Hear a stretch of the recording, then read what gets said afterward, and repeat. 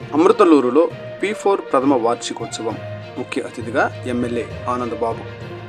ఆంధ్రప్రదేశ్ ప్రభుత్వం ప్రతిష్టాత్మకంగా అమలు చేస్తున్న జీరో పావర్టీ P4 కార్యక్రమం విజయవంతంగా 1 సంవత్సరం పూర్తి చేసుకున్న సందర్భంగా వేమూరు నియోజకవర్గం అమృతలూరు మండలంలో ఘనంగా ప్రథమ వార్షికోత్సవం వేడుకలు నిర్వహించబడినాయి.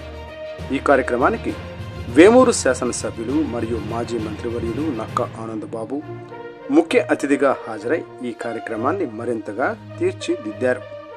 ఈ కార్యక్రమంలో నియోజకవర్గ పరిధిలోని పార్టీ నాయకులు, కార్యకర్తలు, అధికారులు పాల్గొన్నారు. టుడే టీవీ వేమూరు నియోజకవర్గ ఇన్ఛార్జ్ కుంచే వెంకటేశ్వరరావు. ఒక అభివృద్ధి కానీ,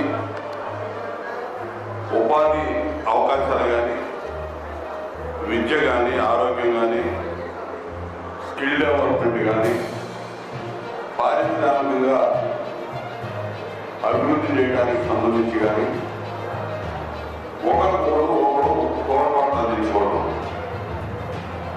ఒకరికొకరు సహకరించుకోవాలనేది దీని యొక్క ముఖ్య ఉద్దేశం. ముఖ్యంగా ఇంతకుముందే మన వేదిక దగ్గర మాట్లాడారు. మార్గదర్శకుల కింద ముగ్గురికి మనం ఇప్పుడే సహకరించుకున్నాం.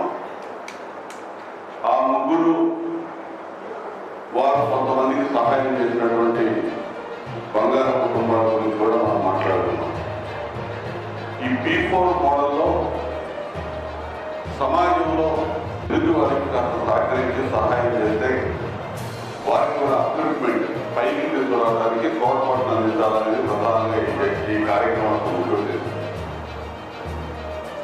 డబ్బు సంపాదిస్తారు బాగుంటుంది, కానీ ఆ సంపాదనకి సార్థకత పంపుతుందని చూపిస్తారు.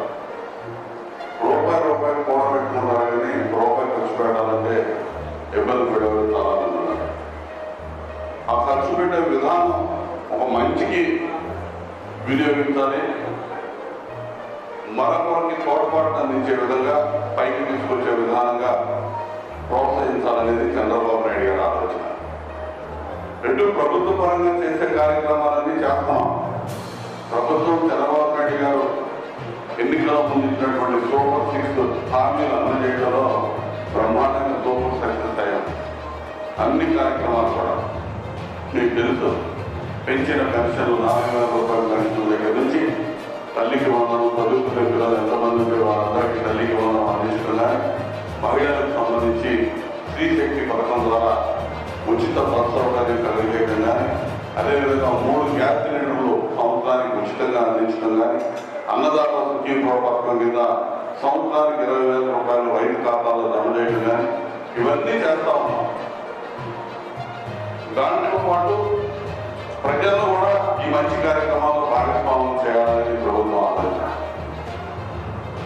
ప్రతి ఒక్కరు కూడా మరో వ్యక్తికి, మరో కుటుంబాన్ని దత్తపరంగా తీసుకొని పేదరికంలో ఉన్న వాళ్ళకి తోడ్పాటును అందిస్తే వారు కూడా భవిష్యత్తులో ఒక మంచి అవకాశాన్ని అందుకొని బయటెడతారనేది ప్రభుత్వం యొక్క ఆలోచన.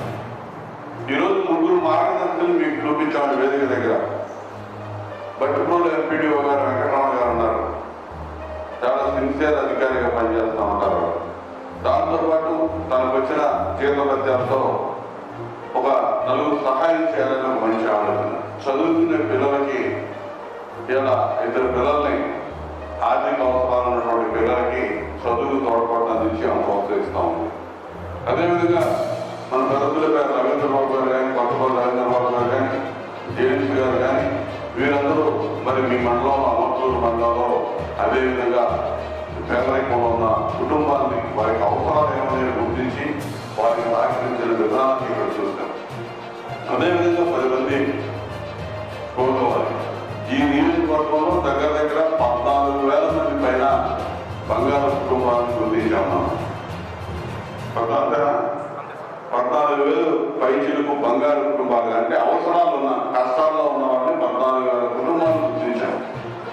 వారికి సహాయం చేయడానికి 1,050 మందిని మార్గదర్శకులు కూడా గుర్తించారు. గుర్తించినటువంటి మార్గదర్శకులు క్రియాశీలకంగా వ్యవహరించాల్సిన అవసరం ఉందని కూడా ఈ సందర్భంగా విజ్ఞప్తి చేస్తున్నాను. సహాయం చేయడానికి చేయడానికి ఆ రోజు మార్గదర్శకులుగా ప్రభుత్వ అధికారులు వారిని అడిగి ఒప్పించి ఇదిగో ఈ కుటుంబానికి మీరు సహాయం చేయాలని ఒకరికొకరు ప్యాక్ చేసి అవన్నీ కూడా సంవత్సరం క్రితం ఒక క్రియాశీలకంగా ఒక కార్యక్రమాన్ని తీసుకున్నారు. దాన్ని ముందుకు తీసుకెళ్ళడానికి కూడా అధికారులందరూ కూడా మానిటర్ చేయాలని కూడా నేను ఈ సందర్భంగా తెలియజేస్తున్నాను.